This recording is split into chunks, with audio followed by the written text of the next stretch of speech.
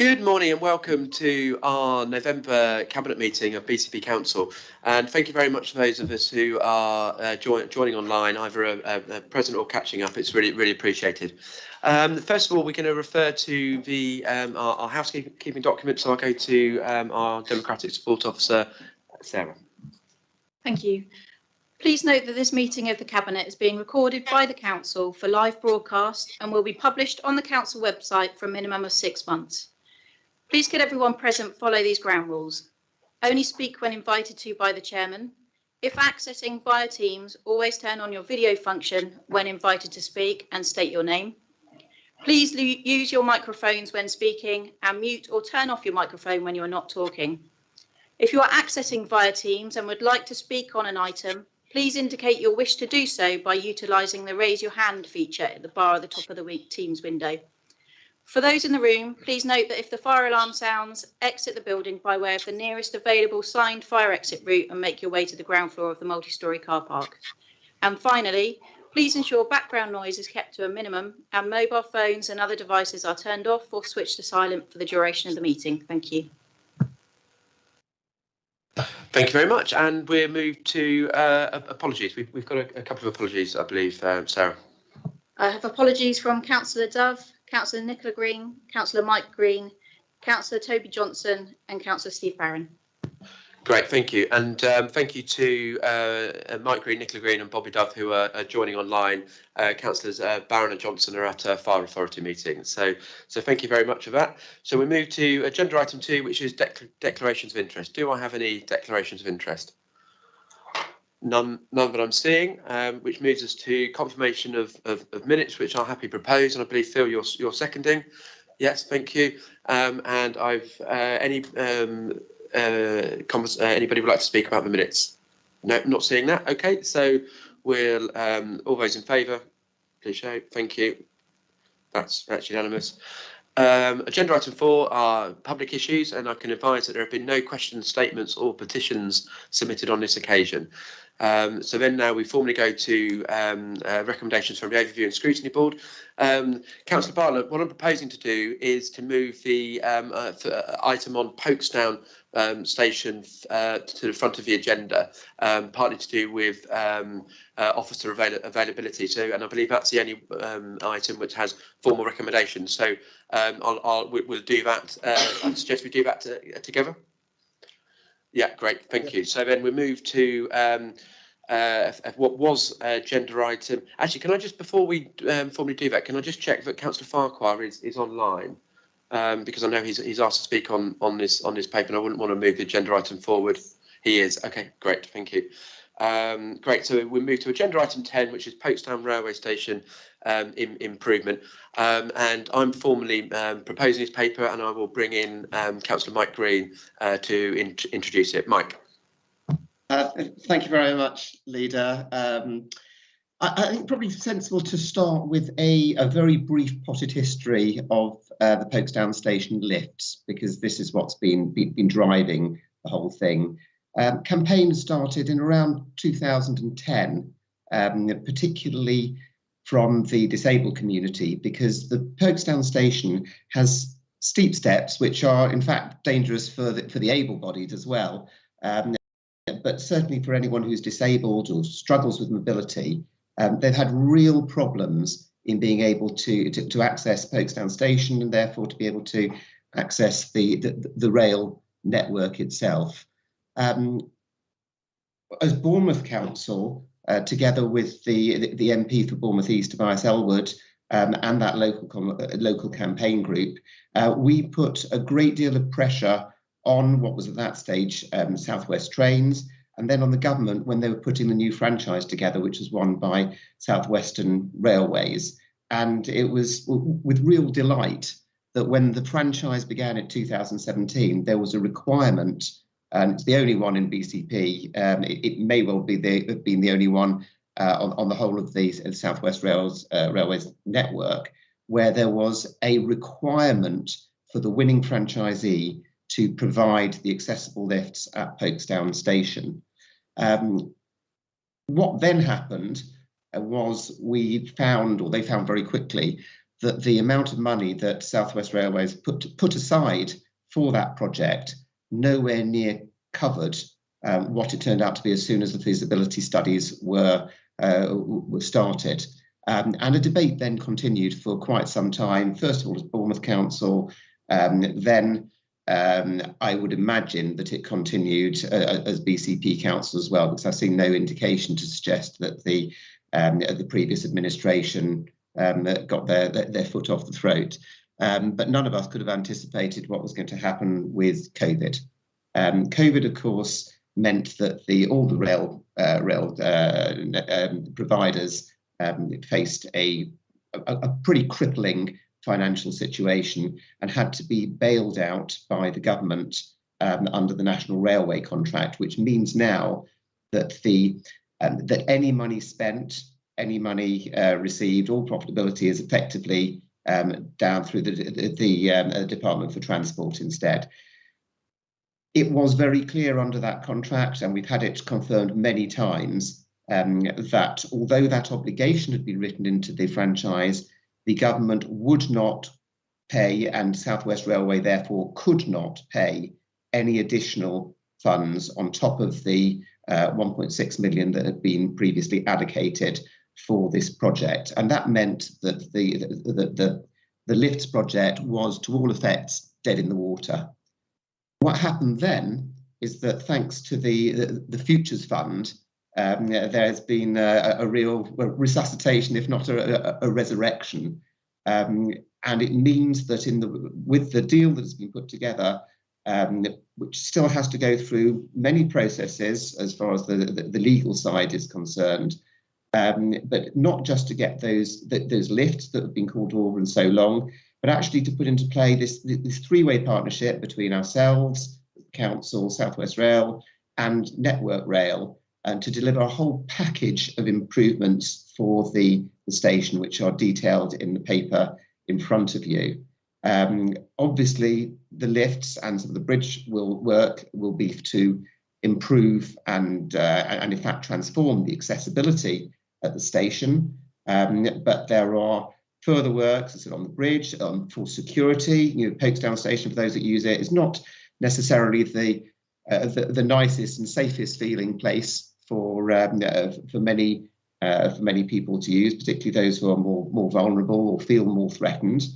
So those security measures will come in to effect as well, and there'll be various other improvements, including a much more welcoming forecourt. So what was an accessibility project has now really become a regeneration project in an area that's been specifically identified and promoted as the council for that regeneration, and huge potential here. So it's providing that access for all, and it's also going to, through all these enhancements, encourage the use of the station and therefore the use of railway at exactly the time that we want to ensure that we are promoting sustainable travel and for congestion reasons, and also, of course, for in our fight against climate change. So putting that all together, for our £2.6 million that will be provided through the Futures Fund, we are getting £5.7 million worth of investment. And as you can see, if you go into the main financial report as the appendix, what that's done is it's taken a project, a lift alone project, which was financially marginal at best. It had a benefit cost ratio 0.88 to something now, when we put that package together with our partners, that actually has a really healthy benefit cost ratio of approaching 3. And if we do get the increase in usage that we expect, that should push up even further.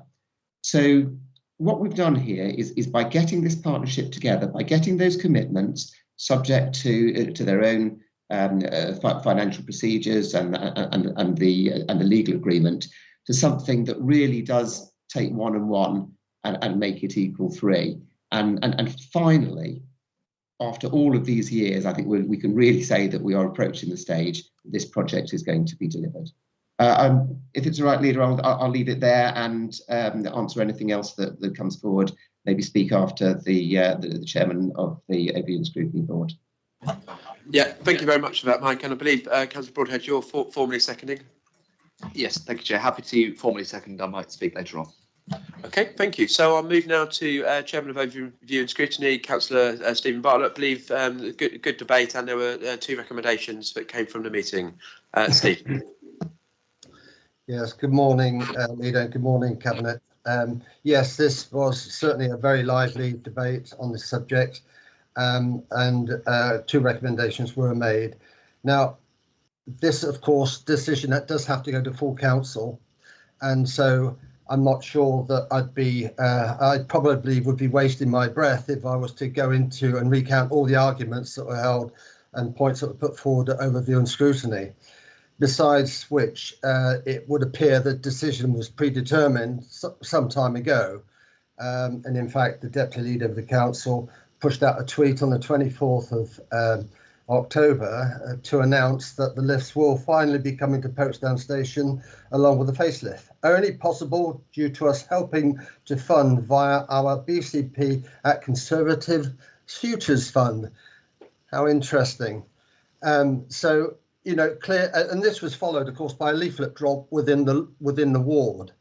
And this is prior to the paper having been presented or even considered by the Overview and Scrutiny Board. So it would appear that, you know, our discussions were probably nugatory, and that for that reason, I'm not going to go into all the various reasons which explains why this decision is flawed in so many ways. That can wait for full council. So what I will do is just contain my comment to the recommendations that have been made, and I'm going to give you the second one first. In that the Overview and Scrutiny Board recommends to Cabinet that it does not proceed with the recommendations as outlined in the report. And if you're not minded to accept that recommendation, that the funding options with the Dorset LEP in terms of infrastructure funding are considered, and failing that the BCP Council fully investigates the option of a long-term loan to South West Rail before committing to making this funding allocation. Essentially, the argument is, why should the council taxpayer pay for this improvement to an asset that does not belong to the council? Thank you, Leader. Thank you very much, Councillor Bartlett. And before I bring Councillor Green back in, I'll just briefly comment on the your comment around, you know, what the administration ambition to deliver this and the tweet that was sent out. Apologies if there was, you know, any slight, you know, there in terms of work of Overview and Scrutiny. But, you know, my personal view is it's been entirely appropriate for members of my cabinet to be talking about the papers they're taking forward. We're very clear that the body it needs to go to Overview and Scrutiny for recommendation and advice, and then come to full council for decision. But I believe, you know, Councillor Broadhead was clearly saying he was proud that this administration was bringing forward such an important investment into Boscombe, and also that it was effectively the Conservative, you know, futures fund, which it's a council's futures fund, but it was a policy from the Conservative administration, and actually predominantly supported from Conservatives in the last budget. So, there was no slight intended, and I think it's important that we do publicise our papers and our ambitions to the public as we look to more engage with them. But now I'll move to perhaps Councillor Green to come back and specifically about the points from the Overview and Scrutiny recommendations. Mike. Thank you very much, and I do appreciate the depth of the discussion that took place at Overview and Scrutiny, and taking the main recommendation not to proceed with this. I think in my introduction I really went through why this is such a good idea to be able to do so. So I don't propose to say any more on that, apart from the fact that I would urge Cabinet to reject that recommendation from Overview and Scrutiny, which may have been taken for various different reasons. I'm sure that various different people voted for it, but what it would be doing is to halt something that we believe should go ahead. Turning to the recommendations on the funding for it, on the alternative funding, I think it's slightly disappointing that there were one or two members of that meeting that frankly should have known better. For the majority, they obviously haven't been involved in the discussions that have been going on.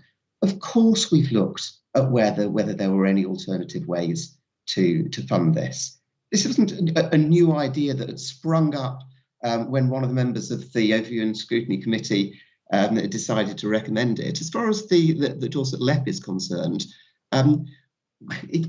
absolutely it's been discussed in there when we were looking at the Growth Fund, which is completely exhausted. There are no other funds available from Dorset LEP which could go to this. Every avenue on that side of it has been explored. So while I appreciate the recommendation, it has already been done. It has been confirmed that there are no funds available from Dorset LEP. As far as the loan is concerned, it has been made absolutely clear, but after the Overview and Scrutiny meeting, we have gone back again to South West Rail to ask them for their further clarification about this. Yeah. As I pointed out in the introduction, they are now a financial instrument, if you like, of the Department for Transport. And under that national contract for railways, they will not be allowed to spend any more than the commitments that were already in place when the DfT took over the reins. That is explicit. So there is no option to provide a loan. And I will just go one tiny bit further on that one, because I think people might not have understood. Previously, the commitment was there to provide the lift. The amount of money that was allocated was 1.6 million from the from South West Railways. The issue with them, and the one that we were debating for those years before the DfT took over, was the contrast between that commitment to have the lifts, which is the explicit one, and the amount of money. And we were saying, and we continue to say all the way through, you made the commitment, you've got to come up with a fund. Sorry if you got your numbers wrong. That's the way that it has been. But the problem for them has never been ready cash. And what putting, but because it is these are Network Rail's assets, what they will be doing by paying an extra penny out of this is it hits their bottom line. It is profitability that is hit. It is, and taking out a loan still hits that profit for them and puts a requirement in place that DfT have explicitly said they will not sanction and they will not be liable for. So the question that the chairman came up with at the end is, why should the council taxpayer be funding somebody else's assets? And the answer for that, for me, is that because it is good and the right thing to do in our pursuit of sustainable transport and in tackling the congestion that comes from that. It is good for our fight against climate change. It is good for those who at the moment cannot access the station or find it difficult or threatening to do so. And overall, it is good for our residents. This, to me, is exactly why the administration set up the Futures Fund. It's to make sure that we can fund capital projects into the future, which will be right for our ambitions and for our residents to be able to benefit from. So with that and the regeneration that this is providing at the same time, for me, it really is a win-win-win. And we have looked at those alternative funding options. I absolutely reject the idea that we should stop this. We are making this happen, and that's what I want to see. Thank you, Chair. Thank you, Leader. Thank you very much for that, Councillor Green, and I'll respond to some of the points in that when I speak later as well. Okay, so now we come to other members of council wishing to speak, and we've got Councillor Farquhar has requested to speak, so I will bring Councillor Farquhar in now. George. Thank you very much, Chair. And I really appreciate the opportunity to address the Cabinet today and perhaps add some clarity and food for thought to colour your debate as regards the recommendations and the paper itself. Thank you very much to the Chair of ONS.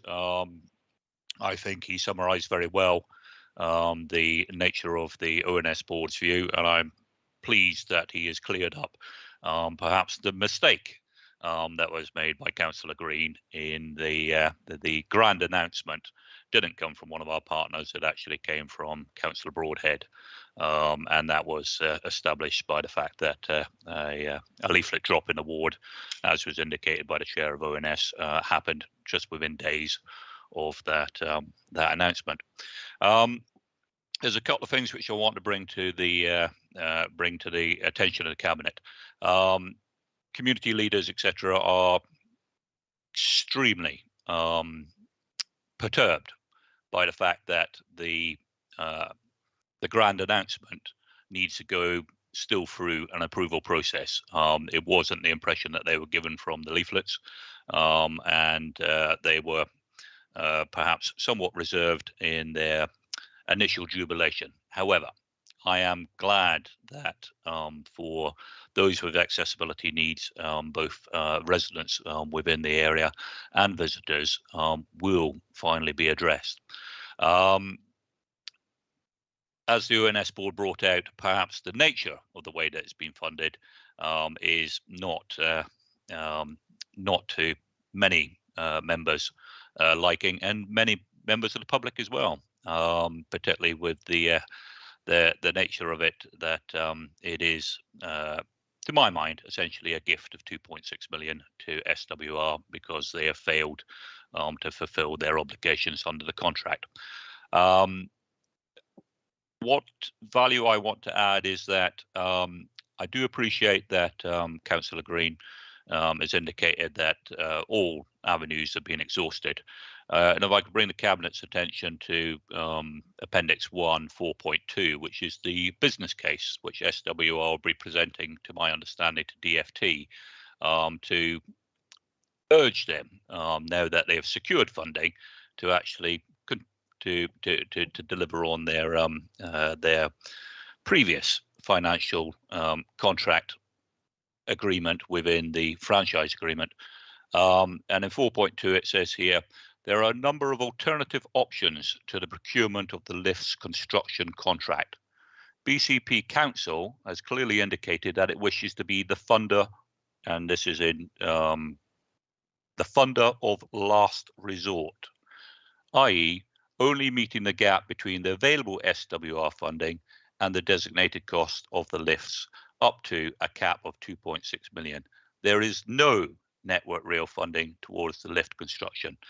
I think Councillor Green got a little bit confused in referring to Network Rail as regards assets and a variety of bits and pieces. But I think it quite clearly lays out in this business case that the council is funding a shortfall that is of SWR. Now, what's important to me and important to many members and members of the public is that it says quite clearly here is that it needs to be the funder of the last resort, not the first resort or at the last minute resort. It says of the last resort. I asked the question at full council of the portfolio holder at that time for transport, who's still the portfolio holder here today, to produce evidence that what documented evidence has been made for the council to bridge that gap or other sources. Unfortunately, that question wasn't answered, and it's still not answered today. And it might well help the discussion today, and it might well help the approval at full council if there was documentation from the officers as regards what avenues were explored, because we haven't, and to paraphrase Councillor Green, we haven't seen evidence that all the avenues have been explored. And I think that is of concern to many members and many members of the public as well, because, as I said earlier, to me, as an outside observer, or put myself in the shoes of the public, is that this looks like a gift to SWR at the last moment rather than the last resort, so that they can fulfill their contractual agreements, and most importantly, to deliver the accessibility. So that's what I wanted to bring to the actual table for Chair, for the Cabinet to colour their debate, and also to look ahead for the full Council, whereby many members will be expecting to see the evidence that the BCP and the taxpayers are actually the last resort to be funding the shortfall by SWR, not the shortfall by Network Rail. And let's get it straight, that Network Rail, the 1.5 that they put in was their standard maintenance. And I've established in a meeting which Councillor Green attended, is that they brought that 1.5 million for necessary works, scheduled works, years hence forward to assist this project moving forward. But it's 1.5 million from Network Rail for their standard maintenance of their assets. It is a shortfall by SWR, which we are, as a council, looking to approve 2.6 million. Thank you very much, Chair. Thank you very much, George, and quite right, we'll look forward to having that discussion at full council as well. Councillor Green, is there anything you would like to come in at this stage, or to sum up later? So come in now, and then we, by all means, sum up at the end of the Cabinet discussion. Thank you.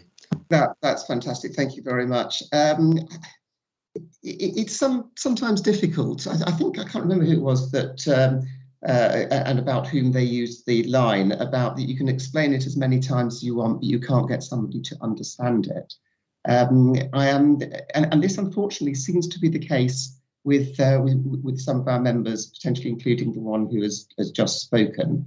I don't think we want to get into too much about the fact that the concern that's coming seems to be much more about the leaflets than it does to be about the potential for regenerating this area and finally delivering that accessibility that has been asked for so long. I think it's a shame that the emphasis seems to be on the wrong part of that to me by some of these people, including Councillor Farquhar.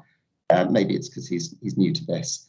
As far as the money that's coming in, the 1.5 million that's coming in from Network Rail, yes, it is their maintenance budget. Yes, it is brought forward over several years, but yes, we would still expect them to be continuing with other maintenance. I think they've been very clear in this, that 1.5 million would not have been forthcoming had it not been for the deal that was put together in this way. And it goes beyond the stand, just keeping things ticking over.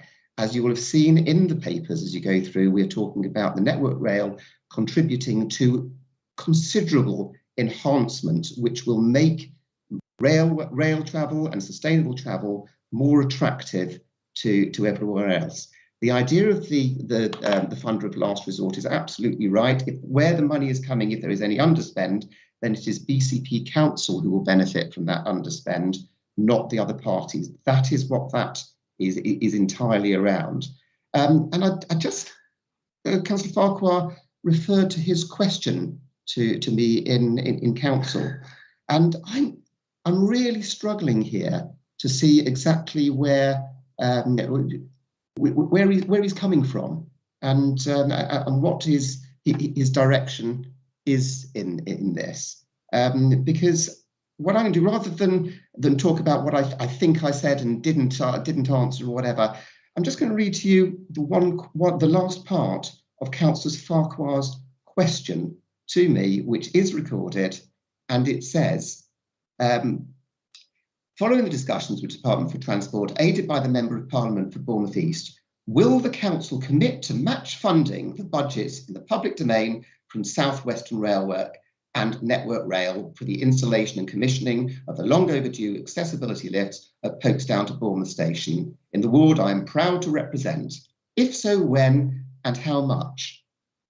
So Councillor Farquhar has specifically asked that the Council should provide that match funding to bridge the gap.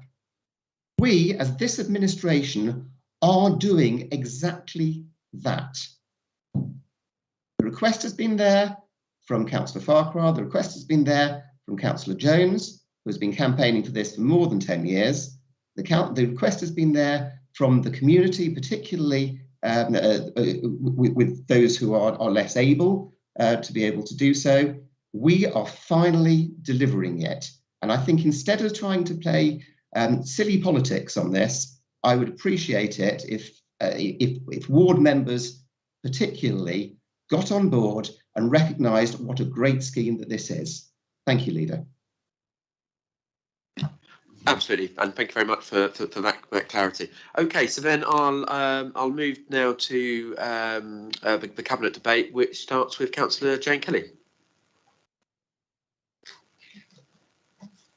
Thank you very much, Leader. I think what I'm going to say will be rather shorter than previous statements, and if I may say so, rather more positive, because I'm so delighted that this paper's come to Cabinet today. It really brings to fruition the many years of hard work trying to ensure that the rail companies do the right thing for their customers using Folkestone Station. Alongside Andy Jones and Tobias Elwood, I've been to London to appeal to a Minister of State for Transport. I've written letters and attended demonstrations to show the level of distress and even injury that the lack of lifts and the other basic amenities have caused at the station. Our residents and visitors deserve better than this.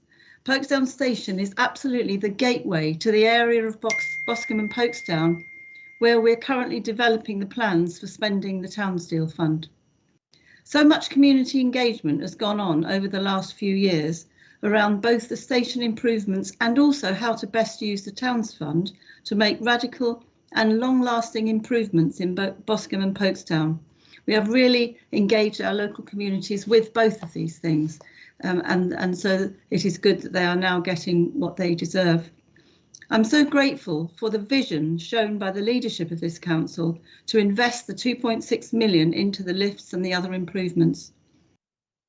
This investment will be so welcomed by residents and visitors and will show that we do care very much for the welfare and the well-being of our communities.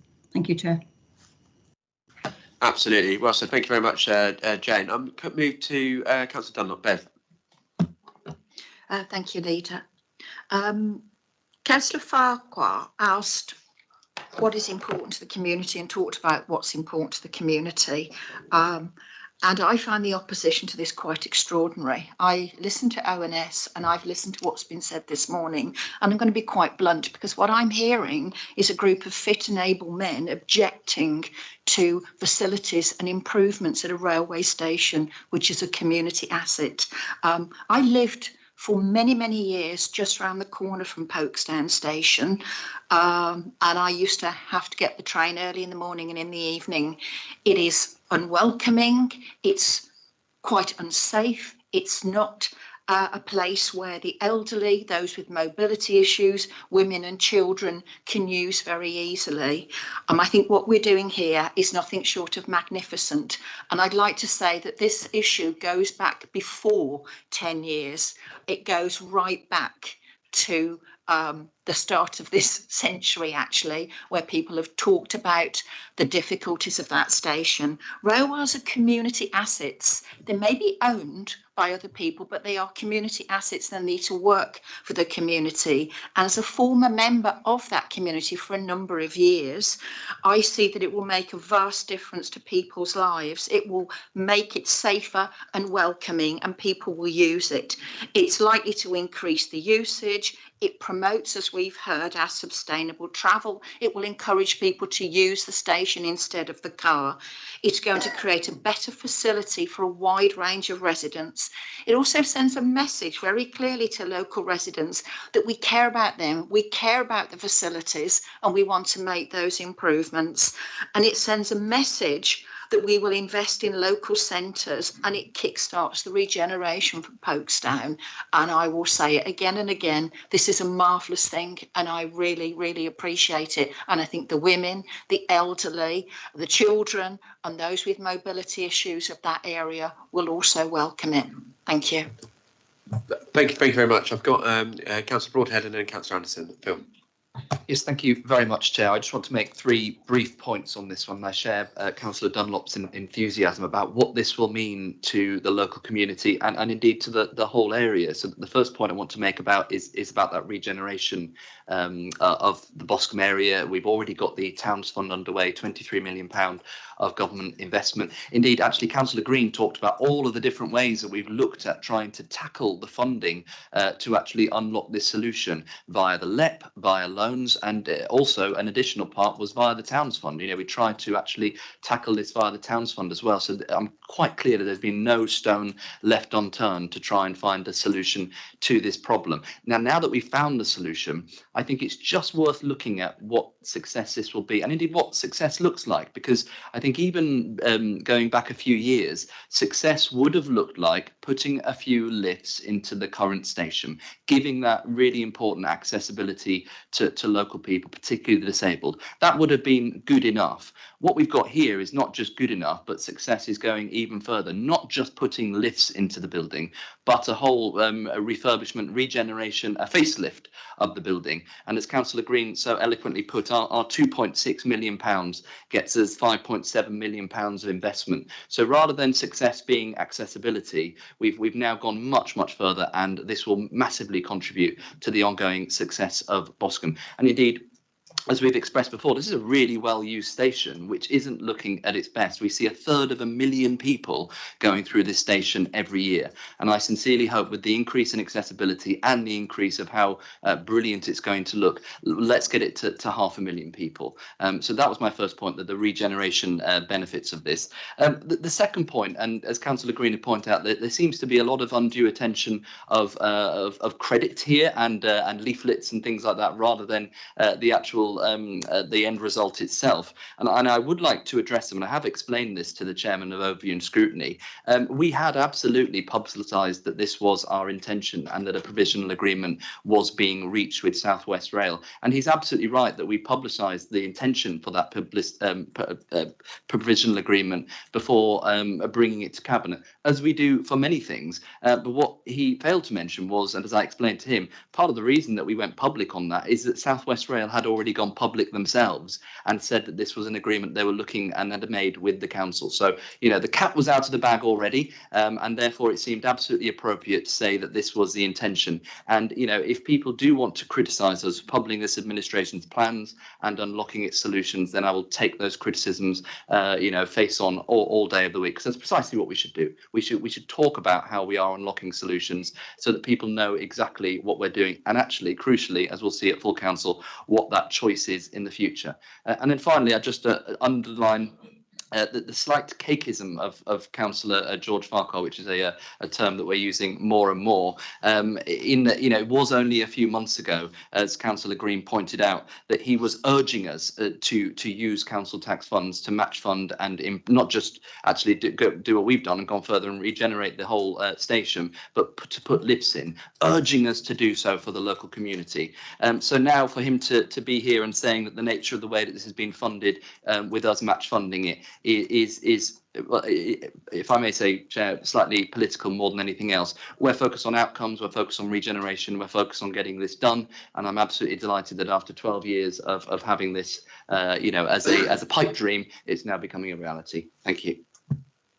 Thank you very much. That's appreciated. I'm just going to move actually to our monitoring officer first before I bring in Councillor Anderson and Mrs. Ice. Ms. Ice. Thank you very much, Leader. Councillor Broadhead, as you've raised the question of pre-publication of the Cabinet's intention, I wonder if you could clarify for members at Cabinet today that you have taken today's debate into account before making your decision? Thank you, Monitoring Officer. Absolutely. We are here as a decision-making body to take into account all of the information that's presented to us to date, and I see no conflict whatsoever with publicising our intention, but that, of course, does not preclude any additional information being taken as part of the debate. Thank you. Thank you, Leader. Absolutely. Great. Thank you. Okay, so Councillor Anderson, thanks for your patience. Thank you, Chairman. I would like to speak on behalf of Councillor Jones. He's asked me, sent me a few words and asked me to pass them on because he can't attend and gives his apologies because he has work commitments and is unable to make it here. He's asked me to say that he is fully supportive of the use of the future funds in part funding lifts and refurbishment of the station, something the local community has been campaigning for over 10 years and is really happy to see this happen, and goes on to say, let's get it on and make this happen. He's also said he's rather disappointed that his fellow ward councillor has been supporting the project up until a couple of weeks ago and has now changed his mind on this, and he's rather disappointed at that. But he's very supportive himself and hopes we will support it as a cabinet. Thank you, Chairman.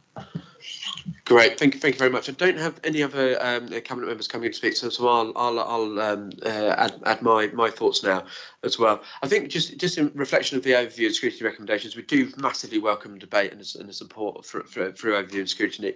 In the two parts, for there is no LEP funding available. The LEP funding that could have done this, all had to be spent by 31st of March this year and was fully committed. So that is just a mother and apple pie to nonsense, really. In terms of what we're actually delivering here, and just on the overview and scrutiny recommendations, I've not heard any member of cabinet speak up in favour of accepting them. So my proposal is that we will move to the recommendations as put. I think it's also really important, and our colleagues have talked about this is now so much more than just accessibility, but a little bit of the backstory as to why that is. When we published a Futures Fund and sat down with our MPs to talk that through, Tobias Elwood, our Bournemouth East MP, went to government and had a conversation with National Rail and got them to pledge and commit more money if we were able to support the scheme. So this was never going to happen in either the original sense or the massively extended sense that we're now to do it, if it wasn't a combination of Tobias Elwood going and having that negotiation, us coming forward with the Futures Fund. We are not here to talk about doing something. I actually slightly disagree with Councillor Broadhead. I think what success would have looked like in a different administration was writing to government, agreeing to write a letter to government to say we should put more money in. What we're actually doing is we've done that. We've delivered it, and that's exactly, and we're doing that for residents. And as an administration, I think it's fair to say we will relentlessly be about getting things done, and that's exactly what we're doing. I'll talk just briefly about the Futures Fund, and I think as we keep bringing these forward, it's worth a little bit of an explanation about it. So the Futures Fund will cost the taxpayer £1.4 million a year at the end of year 5. So in 5 years' time, it's £1.4 million a year. At the end of that period, we will have completed our transformation programme, which will save over £40 million, between £40 and £50 million. And so I've said before, the Futures Fund is part of the local government reorganisation dividend. It's part of the BCP coming together dividend. So we're bringing forward over £40 million a year of year-on-year savings by being efficient, and we're putting £1.4 million of that into supporting projects like this, which will make a difference for our people. What we're also doing is upping our investment strategy. So things like the recent investment in Poole and in the PRS, the building schemes in Poole, which will deliver around about £40 million of benefit to the BCP taxpayer. So we are investing and delivering significantly, which is how we're then able to fund these things, both through transformation and investment. I'm absolutely delighted and thank the portfolio holder, which I'll bring in now to sum up, for his leadership in this area, for actually delivering and getting something done. And I'm really looking forward to taking this forward to full council and standing in front of it, and then standing in front of a station that looks like Boscombe deserves, North City region deserves. So thank you very much, and I'll bring in Councillor Mike Green. Mike. Thank you, Leader, and I'll be very brief. Just to go through the speakers that we've had, I think Jane obviously has beautifully put, and what she's done is she's reminded us of this journey that has been going on for a dozen years, pretty much, to get us where we do. Bev is absolutely right when she speaks about the stations being, even if they're owned by somebody else, a community asset. She's talked about what we're trying to do here as a marvellous thing, and again, you have to entirely agree to it. I agree with that. I agree with her too that the opposition that we're getting at the moment is extraordinary, and I very much hope that in the debate that we've had now, and that we will have in full council, that opposition will dissipate and hopefully disappear as people realise about that marvellous thing that is going to happen. I'm grateful to Councillor Broadhead for talking about how we have questioned the funding sources and how we've arrived at the package that we have. And also about clarifying the timing of the announcement, which we were bounced into because of the being contacted by the press over the report that they had from South West Rail. It would have been better, of course, to have gone through the scrutiny process to be able to get there, but unfortunately that wasn't a luxury that was afforded to us. And indeed, Councillor Broadhead talking passionately as ever about the regeneration opportunity that we have here for the Boscombe and Folkestone areas. The monitoring officer, I think I would like to respond to confirm that not only have we listened to the extra evidence that's come forward since the report came through, but following the overview and scrutiny meeting, we then went further on to clarify items, particularly with South West Rail and through then the DFT, to ensure that we had absolutely got this right. And I think it's absolutely fitting that one of the guys who started all this so many years ago, Andy Jones, not a councillor at that point, and I think this is one of the things that actually got him involved in wanting to stand for the council. But through Councillor Anderson, he's been able to put his words there. So hopefully we are not at the end of this journey yet, but I believe that we are at the beginning of the end. And I think it's great that he's been given the opportunity to speak on that. So with that, Leader, if I can just move the recommendations as they stand and ask Cabinet members to support. Oh, sorry, I will not move it, but I will ask you to move those recommendations and hope that all of Cabinet will support. Thank you, Leader. Okay, yeah, thank you very much. So I'm very happy to move those recommendations. All those members in favour, please show. Brilliant, that is unanimous, thank you. And again, can I also thank Julian McLaughlin and his team for the work done on this day and also attending if we needed it. Many thanks. Okay. We finished that item, I believe. Yeah. You can't raise a point of order. You can't raise a point of order. Can we please have a microphone on if we're speaking? I'm not aware that any non-members of this committee can raise a point of order, and we checked that outside the meeting. We've already moved on from the agenda, but thank you very much for raising that. Thank you. What we're also doing now in terms of the agenda is we're going to take agenda item 11, which is a written statement of action for special educational needs and disabilities. And I look forward, I'm formally proposing this item, and I look forward to Councillor Nicola Green to introduce it. Nicola. Thank you, Leader, and good morning, colleagues. This paper relates to the inspection of Ofsted and the Care Quality Commission that took place earlier in the summer, that members are aware of, looking at the provision across BCP from both the Council and Dorset NHS for children and young people with special educational needs and disabilities. You will recall that we discussed the report in a small amount of detail on the 1st of September, and we allocated some funding to move on to the next steps. As I said at that meeting, I'd come back with further details about the improvements which we proposed, and that's what this paper today is about. You'll recall, Cabinet, that Ofsted found some strengths, but the overall picture was of a system in need of improvement at pace, scale and ambition.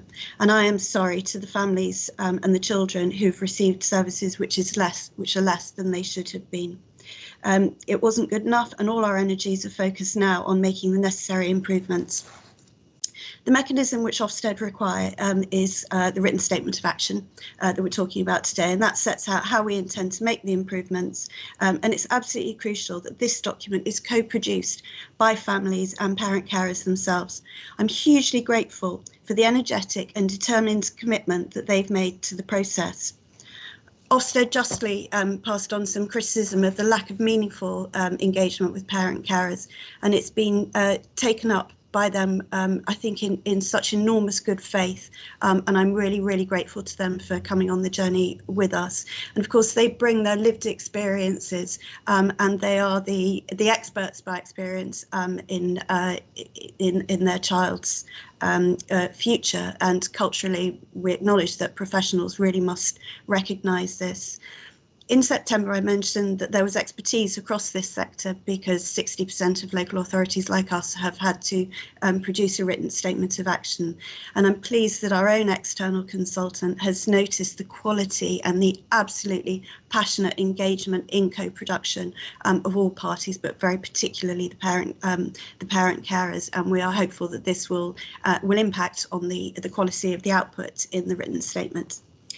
So to the next steps then, the written statement's in draft form, but it's not yet finalised as it requires further input from each of the 8 work streams, which you'll see set out in the paper.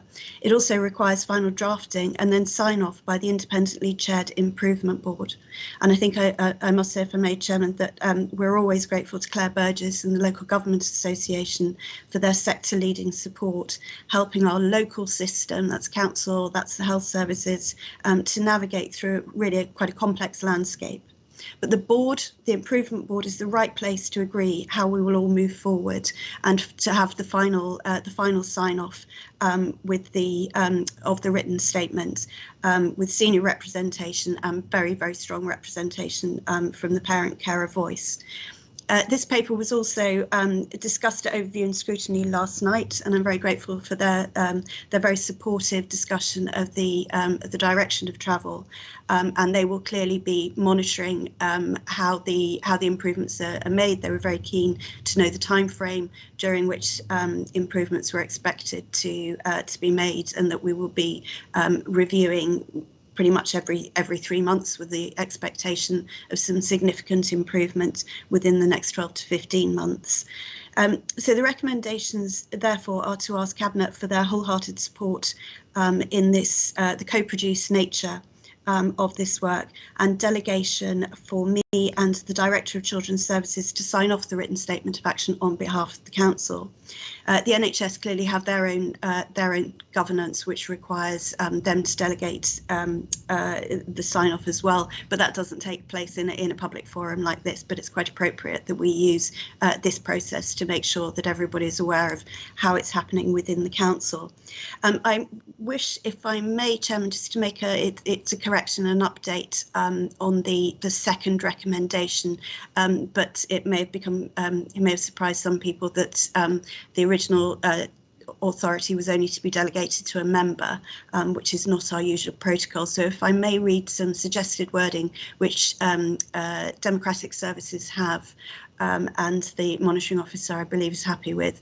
So the second recommendation is that Cabinet delegate authority to the Director of Children's Services in consultation with the portfolio holder for Council priorities and delivery to sign off the written statement of action on behalf of the Council.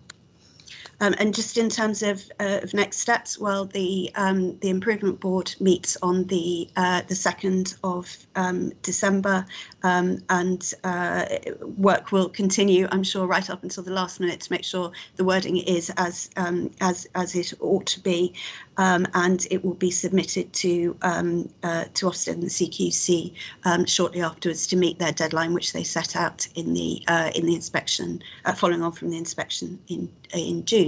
So with that in mind, Leader, I'd be very grateful if you would formally move the recommendations.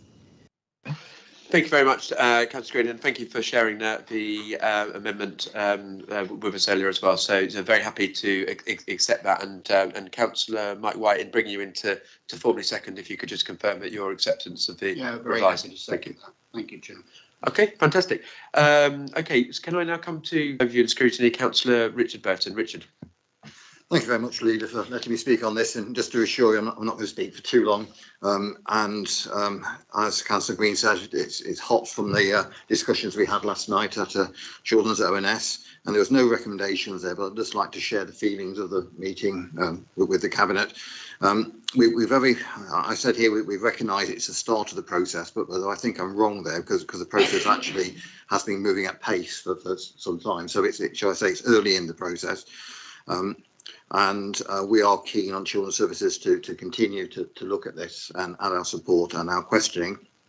To follow with that, we have a members session coming up next week, primarily for members of Children's Services ONS, to get some more information, but other members will be welcome to attend that. So it's a little bit of a plug if anybody else wants to come along who happens to be listening. We are happy with the recommendations on the paper, and it was explained to us that the last recommendation may be altered slightly, and we are quite happy with that. And listening to the advice of the monitoring officer, I think that's a good way forward. Thank you, Leader.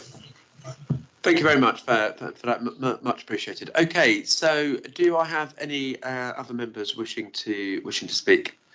Okay, I'm not seeing that. So in that case, I'll happily move the recommendations as amended, and ask all those in favour to vote. Please show. That's unanimous. Thank you very much. Okay, so now we go back to agenda item 6, I believe it was originally. Yes, agenda item 6, which is the Estates and Accommodation Strategy, BCP Civic Space. I'm formally proposing this item, and I'm going to ask, I believe Councillor Broadhead is seconded it. We've had a working party on this led by Councillor Anne Filer. So what I'd like to do is ask to bring in Councillor Filer now for her introduction to the paper. Thank you very much, Anne. And Anne, thank you for your patience in us rearranging the order of the agenda. Many thanks. Thank you, Leader, and good morning, Cabinet. Nice to see you. When we first met almost a year ago, the members' working group, our remit was to make the former Bournemouth Town Hall into a civic centre for the BCP Council, which was fit for the 21st century. My working group comprised Councillor Marcus Andrews and Councillor Diana Butler and myself. The leader was on, but I'm not sure if you ever attended or not, but he was certainly, being the money man, he was certainly the most important person there. We were an interesting group. I really loved that old building ever since the 1980s, when I came to know it really well, when my husband was mayor. Councillor Andrews knew it well because he's a chartered surveyor by profession, and he's actually done quite a lot of work, and he knows it as a building but has no emotion for it. And Councillor Diana Butler didn't know it at all. So we were a good mixture of emotion, which was me, practicality, which was Councillor Andrews, and brand new eyes, which was Diana Butler, and it worked very well. So the bit we were talking about is the civic side, is the West Wing. It's all the meeting rooms, all the places where the public goes, all the places where we go for our meetings, and also where other things are held, weddings, coroners, various celebrations. That's what the Western Wing is used for. It's the bit which is that most of us will know, those of us who've been in the town hall. Unfortunately, this year and the previous year it was truncated. Some of us hardly ever got there. So it's an important area for everybody on the council, and it's important that we get it right. It's an opportunity to get it right. So I'm not going to run through the whole paper, but the important bullet points need a little bit of explanation if you understand it. The first thing that I'm going to talk about is accessibility, which we all agreed was very important. It isn't an accessible building as it is at the moment. It's been made much more accessible by add-ons and lifts and stairs and ramps, but it's actually not comfortable and not dignified for people with any sort of mobility problems to access. So it's important that we get that right. It might not all be done immediately because that's quite a lot of engineering, quite a lot of work, and we'll probably, most of that will come into phase 2. But my working group, all of us agreed unanimously that we've got to get it as right as it's possible to get it and to be safe. The priority immediately is a council chamber which is fit for purpose, and with proper IT facilities and ability to accommodate all members in comfort, and not to be squashed around, and it should be done, and that's underway at the moment, as you probably know. The bullet point which talks about fire regulations, they are really very limiting. And at the moment, there are rules and regulations about how many people can be in the building or any of the rooms at one time. And in order to have that restriction taken away from us, we do need to have proper fire exits all over the building. And it's really important that that's done. It's got to be a safe and secure building, and that's clear. The function space for all members and members of the public, it might need a little explanation. We all felt it was important that as members, cross-party, we have a place where we can get together and meet. Other meetings as well, such as planning meetings, where you have lots of members of the public, bigger meetings that don't require the actual council chamber, but a space big enough. And it's fortunate that the Citizens Advice Bureau are moving or have moved, I'm not quite sure if they're there yet, to the back of the building, the former customer service centre. That space is freed up, and it's hoped that within the year, it's hoped, not definite, that the coroner service will be able to move out to somewhere else, and that their space will become available, and that functional space would then be discussed at that stage. We want flexible meeting rooms, of course. There's all sorts of different meetings. We want proper charging points everywhere. We want up-to-date IT facilities, which are exactly equal as to what they've got on the officer side. It should be, this is the opportunity to get this building right. And if it's going to be done, now is the time to do it. Cabinet, you will have read this report and you know its contents. I would say that this is our only opportunity to create for us all an environment for the future, for BCP that's fit for purpose, will take us forward in the future and will retain its dignity and grandeur. It is a lovely building. It probably isn't the easiest to make fit for what we want it for. There was some discussion about whether we should just scrap it and move to a purpose-built building, but that was definitely not what our group wanted. Of course, anything, as you all know from your own homes, anything that you do costs money, and Councillor Mellor is the finance man. I'm sure he'll speak about that. But I would urge you to agree this paper today so that we can all be proud and happy of our new home. And it'll cost money today, but it'll be well worth the investment in the future. And before I finish, I'd like to give my grateful thanks to Matty Rousdepp, who led us all, to Joel Price, Becky Brookwell, and the many other officers for their great expertise and the patience with us, because we sometimes went round in lots of circles to get back to the place we started at, but they always treated us with the greatest courtesy and patience. And thank you very much to all. And with that, I shall, if there's any questions, I'll be happy to answer. Otherwise, I leave it in your capable hands. Thank you very much, Councillor Parlour. Can I, join you in? There's a huge amount of work going across our whole estate, isn't there? That work has been excellently led by Matty, and we're all grateful, as we are to your working party for the work that's gone into this. Yeah. So you quite rightly pointed out that this is. In two phases of this report. So we've got what we're looking at today, just to be really clear, is around about democratic. It's about saying we are committed as a council to not going backwards, and we will make sure that our council chamber can have the best access in terms of digital and audiovisual effectively, so all of our meetings can be broadcast. It can actually fit the group of 76 of us in, and also that our committee suite, our Phoebe rooms, etc., will also enable us to have that as well. There's some really interesting work, and this report reflects the financing of that phase one. There's some really interesting discussion been put forward by the working party around phase two, and we're at that feasibility stage. So we're reflecting that in the report, and we expect some of those feasibility work to shore up, so we can receive another report relatively quickly, that will then allow us to make decisions on both the costs of those that work, the ambition of that work, which I share your ambition, Councillor Filer, and also once we know finally some of the more moving parts which we're resolving at the moment. So I'd say it's a really excellent piece of member work. Thank you very much for it. And I will now bring in Councillor Broadhead, who is formally second, and then I've got Councillor Duff.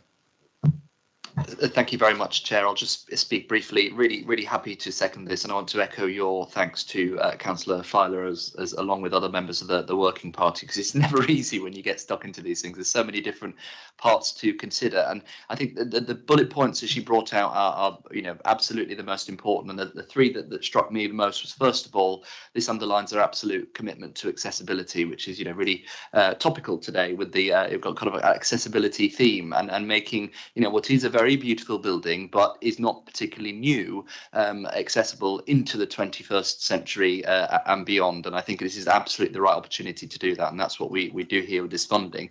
Carrying on that theme of the 21st century, the improvements to not just the council chamber, but the whole part of that building, which is not just for councillors, it's for many members of the public that interact with it in all sorts of different ways, and making sure that that is digitally connected, that we've got all the modern technology, very conscious that we've got no members of the public here today in this room, because anybody that's interested can watch it online, and making sure that we've got the ability for people to interact with their local democratic functions in that way, in a really clean, modern way in the future. This is exactly what this is delivering. And then moving away from the 21st century and looking back to the past, I'm also really pleased about the heritage commitment that we've got in here, the fact that we've had heritage consultants all the way through, because this is a really important building with a lot of history. And if I may, Chair, I think that mirrors the commitment that we've also made to our other civic buildings, particularly the Poole Civic Centre, not selling it off, but keeping hold of it so that we can protect that heritage value long into the future. And it's pleased to see that continue with the work that we're doing here. So thank you to all of the work, and really looking forward to getting back in the building and using it in the future. Thank you very much. Okay, so we now move to other members of Cabinet to speak, and Councillor Bobby Duff. Bobby. Thank you. And there's always a danger speaking after yourself, Leader, and the Deputy Leader, because you've actually just said much of what I was going to say. Yes, it's fabulous. It's fabulous for accessibility. But isn't it so great for local democracy and local government? The fact that we're actually now going to be able to sort of go into people's homes and people can see exactly how decisions are arrived at. We've tried really hard to, with COVID as it's come up, to make it accessible, but actually there have been teething problems and it isn't exactly as we would like. So the fact that we're going to be having this new system, new audio, new visual systems put in place, I think it's just fantastic. It's fantastic for anyone who wants to be involved in the decision making and understanding the decision making as to what happens in their towns. So I shan't go on because you've said much of what I was going to say, but may I pass on my thanks for the group for all the work that they've done. It's hugely exciting, and thanks so much. That's absolutely great. Thank you. And Councillor Allen, Hazel. I'd just like to say thank you to Councillor Filer and the other members of that group. Excellent work. I'd just like to say that I'm really pleased that we are looking at our heritage and making sure that we are keeping this building for our future generations. And I'm particularly pleased because it's a beautiful building within my ward, and I think it's amazing that we're managing to bring it forward into the 21st century and to find ways of making sure that we have the technology that we need to make it a usable space for ourselves as members, but also for our staff and our colleagues. So I just wanted to say thank you for the work. Great, thank you. Okay, so I'm not seeing any other members raising to speak, so happy to take recommendations as put. All those in favour, please show. All those, Councillor Dunlop, are you voting? Beverly, are you voting? Yeah, thank you.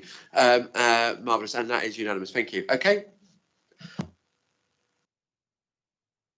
Great, so we move now to the next agenda item, which is agenda item 7, the BCP Futures, a new economic development strategy for BCP. Councillor Broadhead.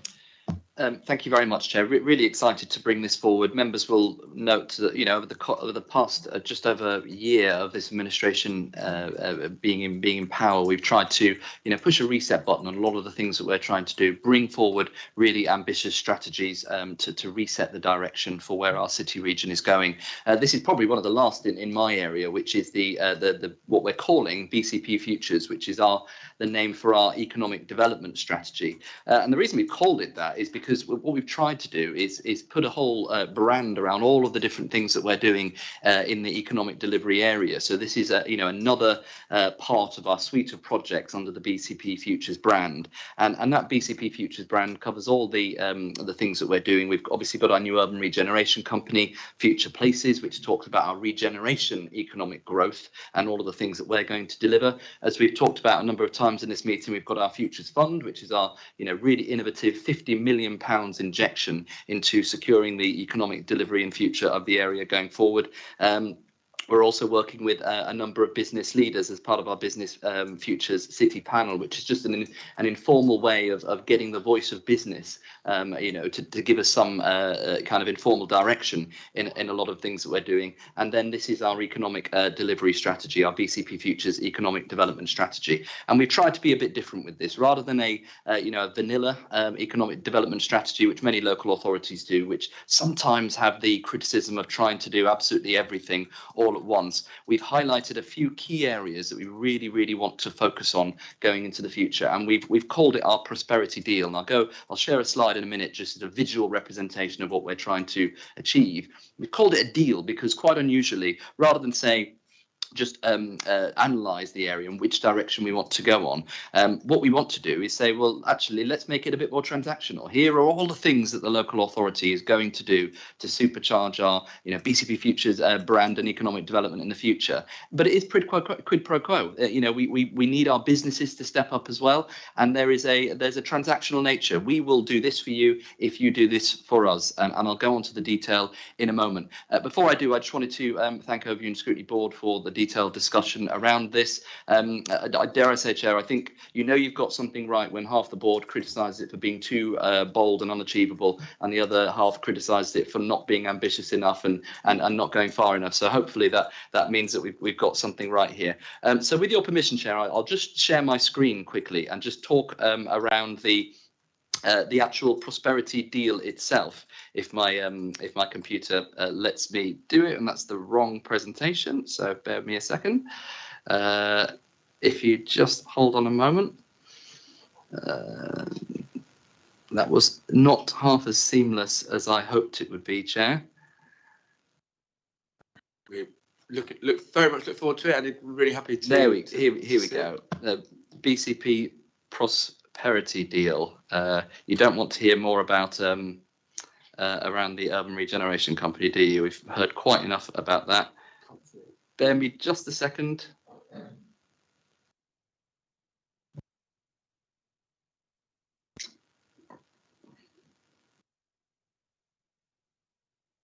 I think we are nearly there.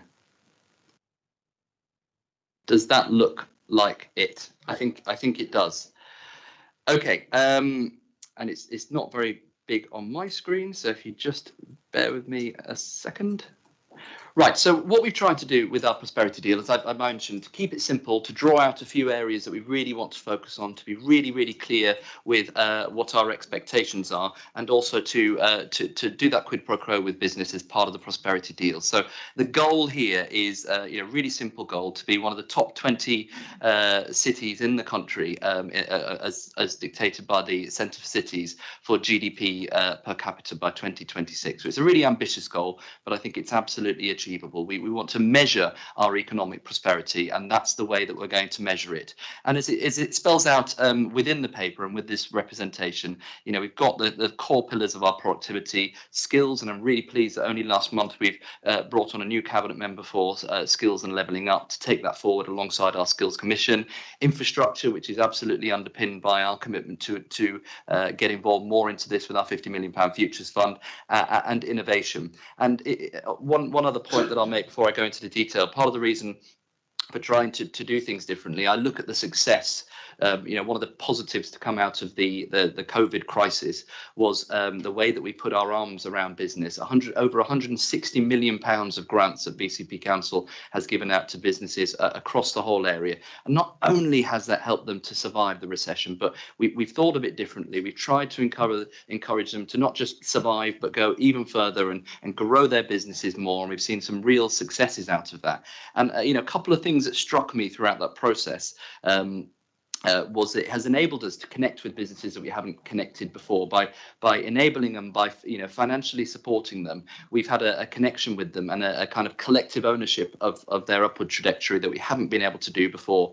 And also, we've rediscovered that we have some absolute world-class businesses on our doorstep, and I think it's our collective responsibility to shout about that. So what we've done in our prosperity deal is that we've essentially outlined what we are going to deliver as a council, and then quid pro quo what we expect the business community to deliver for us. And that's what this slide is about. What we will deliver is what we've called supercharging our business community.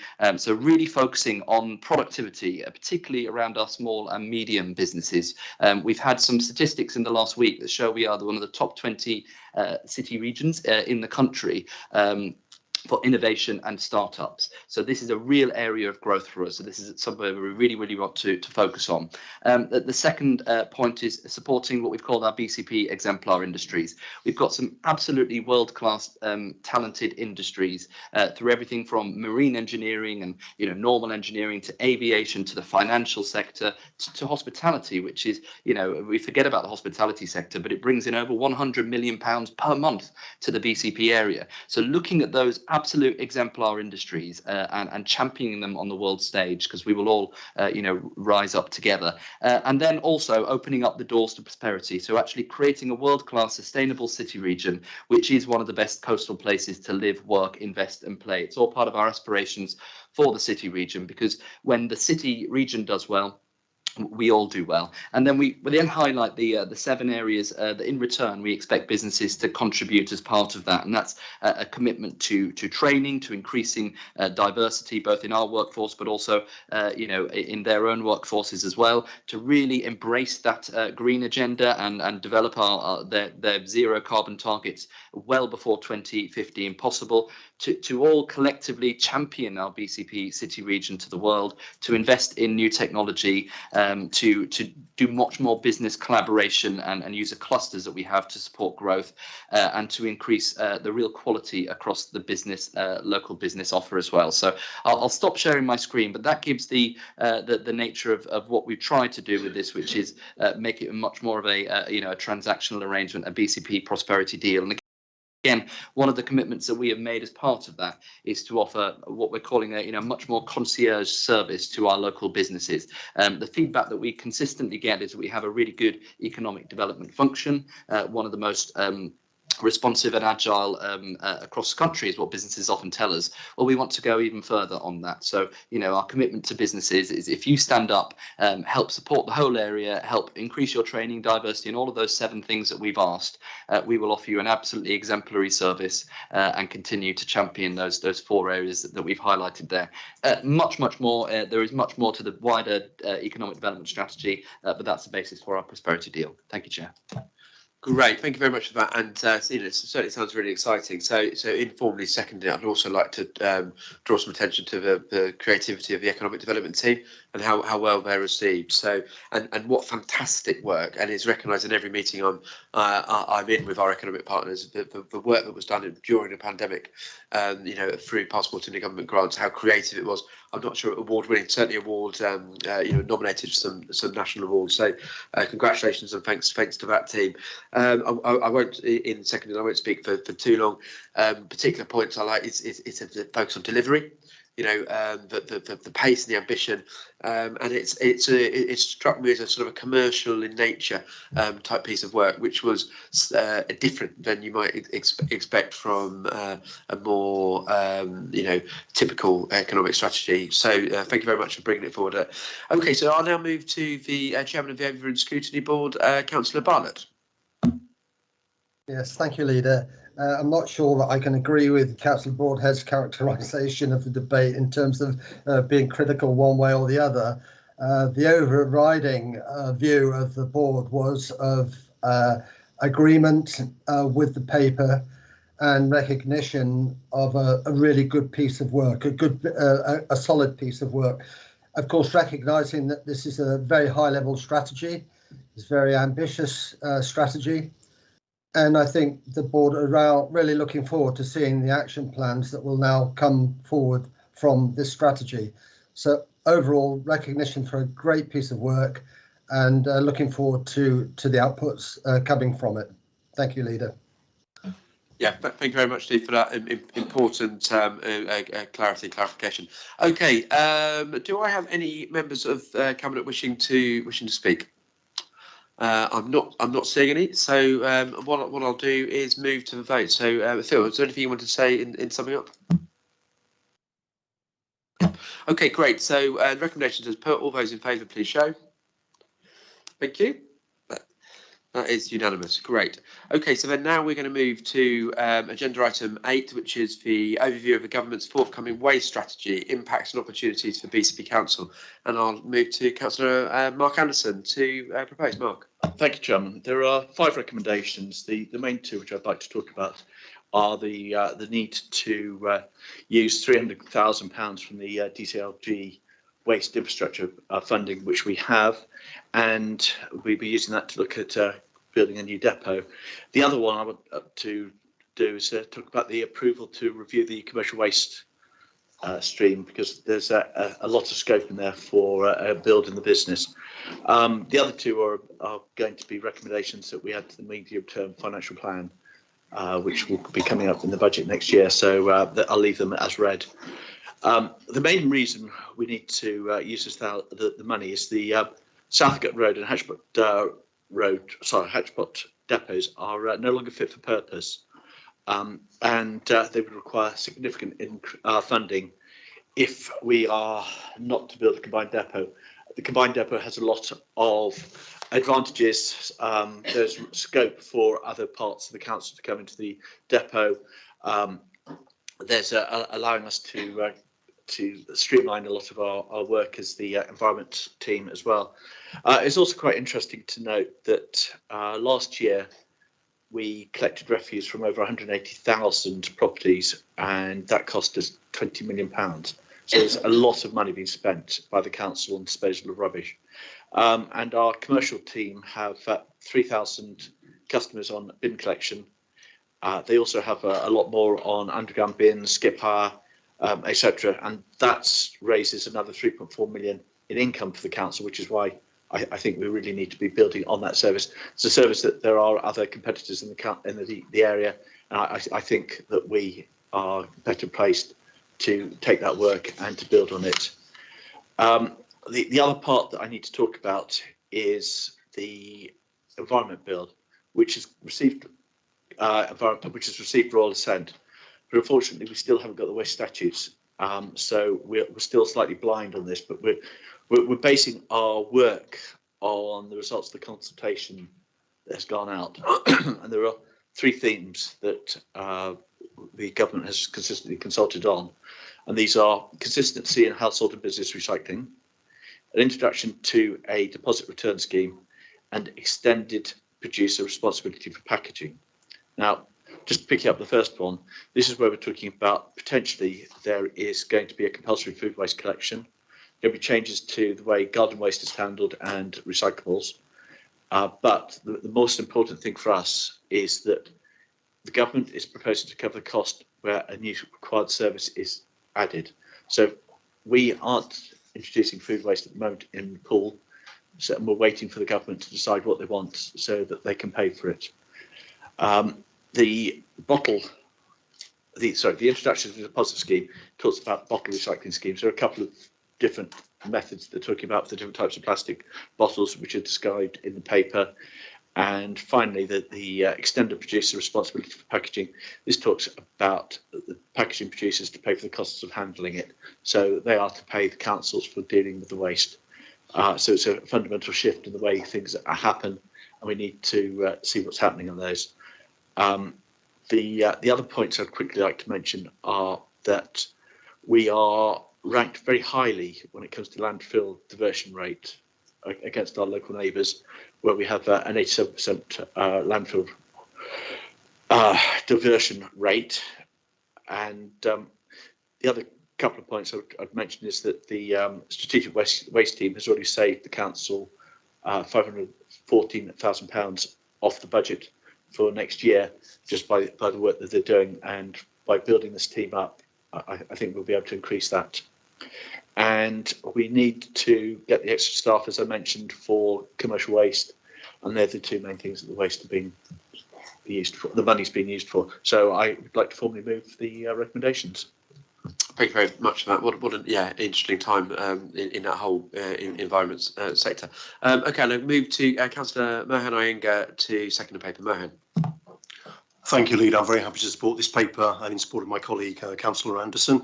I think our last waste is here to stay with us for a good many more years.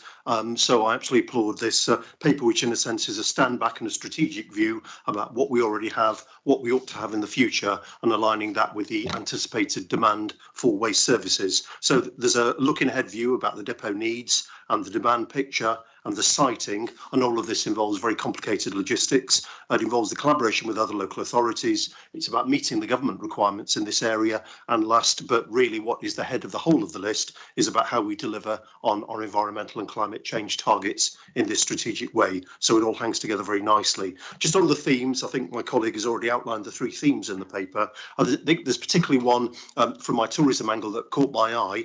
And I'm not saying one theme is more important than any of the others, but particularly the producer responsibility for packaging. Such a thing has been in the ether nationally, locally for many, many years, of course, and it looks like now the government is going to move more strongly in this direction. And I think there's something there about how we work together with the business sector and all other organisational sectors to make sure this goes as reasonably smoothly as it can. So the direction is correct. I think the way we handle that transition must be done with care, but of course I'm absolutely supporting of it, and the end is most worthwhile. Thank you. Thank you very much. Okay, do I have any other, I'm not seeing anything from Chairman Bovanes. Do we have any other members of Cabinet wish to speak on this paper? Not seeing that. Okay, Councillor Anderson, anything you'd like to say in summing up? No, Chairman, I think the comments from yourself and Councillor Iyengar have complemented what I've said, and I think we've got a fairly comprehensive discussion on the paper. Okay, thank you very much. That's great. So move to the recommendations as put. All those in favour, please show. Thank you. That again is unanimous. Great. And we now move to agenda item 9, which is a planning service improvement. I come to Councillor Broadhead to propose. Phil. Thank you very much, Chair. And again, thank you to the Overview and Scrutiny Board for their quite intensive work on this. We took a paper earlier on this year in April around all of the improvements that we've been making in the planning service. It was one of the services that was, really incredibly hard hit by the pandemic. We also have had quite a significant backlog, and we made a commitment then as a new administration to really get on with it, put a significant amount of extra funds and resource into that area to bring forward the planning service that we deserve for our area. We also committed in that paper to bring a 6-month update of how things have been going in that time, both the progress that have been made and also looking forward. A couple of the highlights I'll come to in a minute of some of the things that have been going on, but a bit of further background. Two important things. Major parts have been happened in that time. We brought in Colin Walker, who is a really experienced planning expert in transformation in particular, who has also run some of the major planning authorities around the country, some of the major cities such as Sheffield, Bristol, etc., etc. We brought him in pretty early on to lead our transformation process, and has already made some significant strides, so much so that we've actually created a new position for him as the Service Director of Planning, so working alongside our current Head of Planning to really drive that transformation agenda forward, because it's a very big job to do, and it's done under a background, as I mentioned, of a backlog of applications that we inherited, and also, as it highlights in the report, an increase in planning applications across the area of the last year alone of around 21%. That's really good for our local economy. It means that people are investing and development is happening 21% increase in planning applications, but doing that whilst also trying to transform the service does put added pressure on it as well. It's largely an update report which talks around all of the improvements that we're making in the planning sector. Data is going to be extremely important, using the data to make the service run effectively. We've also have a task force approach looking at dealing with some of the longer existing out-of-time applications and reducing them as a matter of priority, and made some real progress in this area.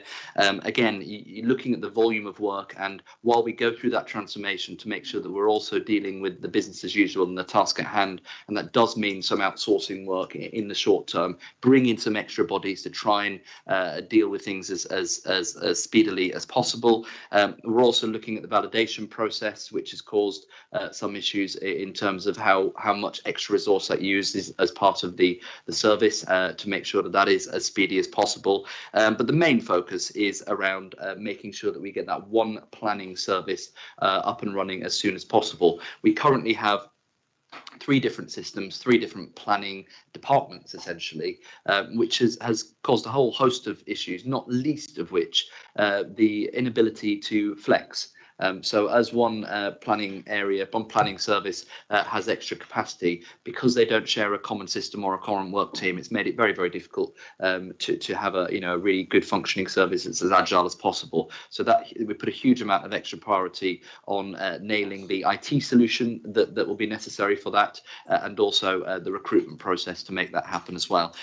Chairman, there's a lot more in there around all the things that are going to come next, but I'm absolutely pleased that with 6 months on, progress has been made, but I made comments in overview and scrutiny when nowhere near the level that we will expect in the future, but that's absolutely part of the journey that we're on. And I just want to pay an extra tribute to the whole planning team, who have been working throughout the pandemic under exceptionally difficult circumstances, working from home, which is quite hard in the planning environment, where a lot of it is teamwork, dealing with a backlog along with everything else that we're throwing at them. It's a pretty thankless task. I'm not sure I'd ever want to be a planner, but they do it very well, and I'm pleased to give them our support going forward. Thank you, Chair. Yeah, thank you very much, Phil. And in seconding it, it has been what a challenging year in terms of having to work from home, and also the 20% increase in application. As a lot of work has gone on, and I'm pleased that we've now got that senior experience leadership in terms of the new role we've put into place. We committed early that we would put whatever investment we needed to do into this. We now need to really ramp up that pace of improvement as well, don't we? Which is why I was really I think it's been really important to move planning to the front of our transformation, our wider transformation, across council transformation programme. And I've been really pleased to see in that that some of the decisions being made to sort of effectively invest in that service. It's a massive challenge, isn't it? Organisational, cultural, strategic. We're not just moving from 3 existing planning functions. We're actually then overlaying that with that whole city region big plan ambition as well. But what an opportunity in that! What an opportunity to have. We've stated that we will invest what we need to in it. Planning absolutely, needs to be an exemplar service for this council to achieve its ambitions, and for this place to achieve its ambitions. So we're going to need to deliver that, and it should be a great journey to go on. But we're going to need there's still work to do. And I believe actually the debate in overview and scrutiny, which Councillor Bartlett, which we'll now talk on, will sort of reference some of the extra things you've asked to see going forward as well, which will help that discussion. So Councillor Bartlett, if I can hand over to you. Yes, thank you, Leader. Yeah, I think the board have got a clear understanding of just how difficult this improvement programme is going to be, given the increase in planning applications in particular, notwithstanding the pandemic and the need to bring 3 different systems together at one time.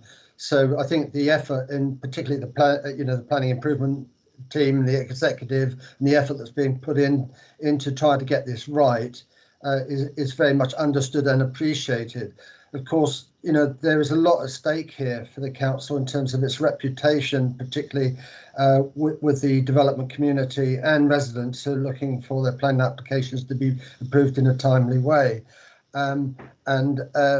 Whilst the board did see that we are meeting essentially the government targets on this now, and there's no danger of the government stepping in, there is an issue about the number of planning applications that are being time extended, which to a point does mask what's really happening. And I think we were a bit disappointed we didn't have that data so we could actually really track, whether the applications are being processed more effectively or otherwise. And to the point that we will be calling, having another review of the improvements in the planning system in February or March of next year, which is the timescale, so it's coincident with the end of most of the actions that are being undertaken as part of this planning improvement programme. Yeah, it was really good to see the improvement or the actions that have already been taken, especially with the appointment of the new director. That was very much welcome. I think it does appear that all the issues that need to be addressed have now been identified clearly, and action plans are in place, and some actions are now being taken. So I think the board were very appreciative of the difficulty and also the fact that the team have been working under very difficult circumstances for the last few months. Notwithstanding that, we have to get this right, and our residents expect us to. So we're looking to to see what the output from these actions are in February or March, and I think that just about sums up the debate that we had at the board, leader. And again, thanks to the team for what they're trying to achieve. Thank you. Yeah. Great. Okay. Thank you very much. So I'll now move on to any other cabinet colleagues that wish to speak on his paper. Councillor White, Mike. Yeah, thank you, Leader. It wasn't specifically covered by the portfolio holder, but I wondered where we were in terms of the ongoing debate about 3 possible planning committees across BCP. Thank you. Councillor Broadhead, would you like to come back? No, thank you, Councillor White, for his question. You're right. This wasn't part of this agenda scrutiny board, but there was a discussion on this at the Overview and Scrutiny Board because a proposal or a paper had been brought by a number of by one of the town and parish councils talking around this, and there was a very full discussion at the Overview and Scrutiny Board. The chairman of the board may wish to comment further, but I think the summary of that discussion was that there was pretty much cross-party support for not looking at a 3-committee system, certainly in the short term. A couple of reasons for that. First of all, as we've highlighted in this paper, we're undergoing a massive period of transformation for the planning function at the moment, and to try and completely unpick that and do a number of other things with the committee structure at exactly the same time is probably just a step too far in trying to overreach, and we wouldn't want to do anything that would upset the very firm improvement journey that the planning function is on now. Secondly, we had some pretty clear direction from both the head of planning and the service director of planning, who have experienced many different authorities, particularly Colin, around the country and how they operate. And one of the points that came out loud and clear was around the direction of travel for the planning function in general. Government's made it really clear, and indeed our constitution has it, that simple householder applications, so somebody put an extension on their own house, no longer has the ability to come to a planning board anymore. And that's a direction of travel from government, and that's also firmly within our constitution.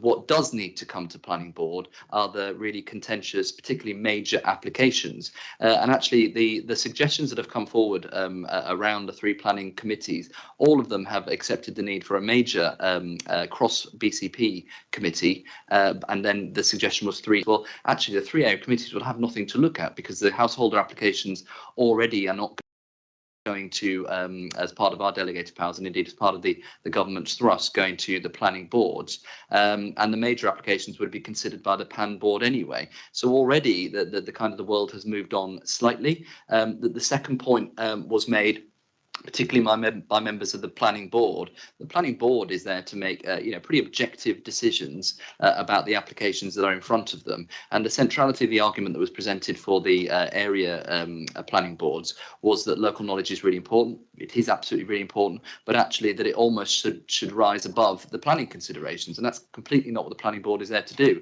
It's to be objective and not to necessarily work to pressure, but to make the correct decisions, which crucially then can't be challenged over and above. And there was a lot of positivity, particularly from the chairman and the chairman of the planning board as well, around how well they think that committee is now functioning now that it's up and running properly, and actually is making the correct decisions. So I think that was the second point. And the third point is, I think we've got to look at what we're trying to fix here. If we are trying to fix the much more local involvement with the local communities with their planning function, which is absolutely, I think, what we all subscribe to, creating new committees which won't really have anything to go to them is not an effective way to do that. What we need to do is make sure that we are communicating and giving as many different options to the local communities to impact and interact with the planning system as possible. And we've already got that, the Christchurch area has a number, and indeed the Bournemouth area now has some town and parish councils. They're statutory consultees, so they can look at absolutely anything, and that feeds formally into the process. A number of areas have neighbourhood forums and actually neighbourhood plans coming through the system as well, and they are quite often a very good, effective way of making sure that local connection, that local input into what the area looks like and making that as part of planning policy, is absolutely cemented. That's probably the way to make sure that we've got a much more local connection. But it was a long discussion at the Overview and Scrutiny Board, and by and large there was pretty much a cross-party acceptance that at the very least now is not the time to be throwing out the system and starting all over again. Thank you, Chair. Thank you. I'd like to bring back in the Chair of Overview and Scrutiny, Councillor Bartlett. Steve.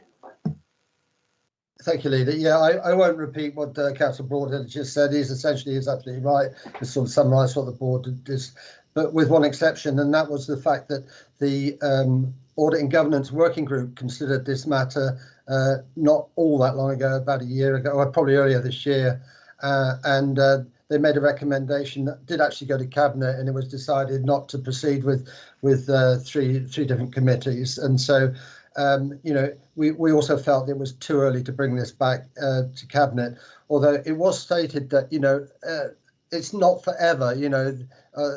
People can bring this idea or suggestion back in the future, but very much at the moment is very much the wrong time to be doing it when the planning system is under review and trying to undergo the integration of three different systems, and it certainly isn't the right time to be doing it now, although you can't discount it forever.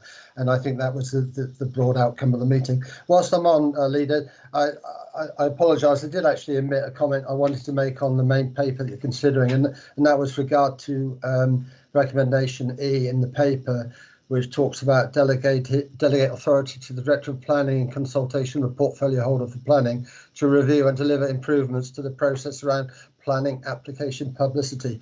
We did have a little bit of a debate on this. We're a bit concerned that the changes could be made that would affect, the notification of planning applications to residents, which is a bit of a contentious issue. And but we were reassured at the time by, I think, head of planning or the new director of planning that no decisions on this would be taken without consultation, because this is an area that is a bit contentious with residents, and in any case could well involve the audit and governance committee should changes to that process be made. So I just wanted to flag that up as a little caveat, a slight concern the board did have about the recommendations. Thank you. Thank you very much, Steve, and I'm sure Councillor Broadhead can refer to that and sum up if you'd like to.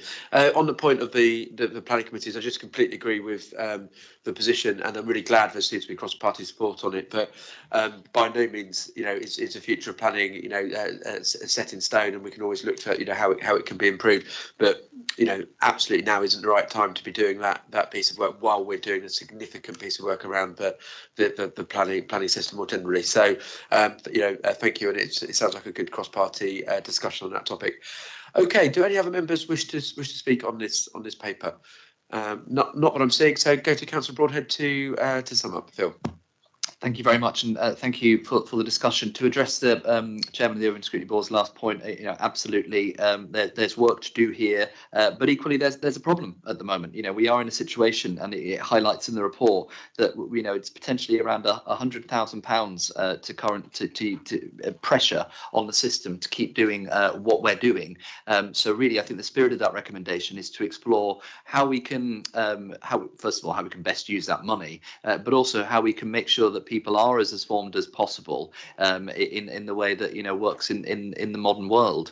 And we have issues across the all of the functions that we're trying to do. Opportunities, for one, I'd rather £100,000 be spent on extra planning enforcement, frankly, rather than making sure that we are putting a letter through absolutely everybody's door or putting it on every tree in the local area. It's probably not a binary choice, but as you correctly point out, there's work to do there to find the best solution in the future, and of course that will be done in tandem with others. Chair, happy to formally move the recommendations. One of the points I omitted to bring to Cabinet's attention is recommendation D, which is about the funding. As it spells out in the financial implications section, we do have earmarked planning reserves, and we intend to use a few of them to really take the piece of work forward, particularly around the push around staff recruitment, which I think is absolutely the focus at the moment. So there is a financial ask in there. It doesn't affect the any in-year pressure on the council's budget because it is part of the reserves for a rainy day, and that's why we're using them now. Thank you, Chair. Absolutely, fully agree with that. Improvement, investment, ambition, that's exactly what we need to drive towards. Okay, so those recommendations as put, all those in favour, please show. Thank you, that is unanimous. Okay, I believe that gets us largely to the end of the meeting. We've got item 12 now we move to, which is Cabinet Forward Plan. The latest version of the Forward Plan was published yesterday.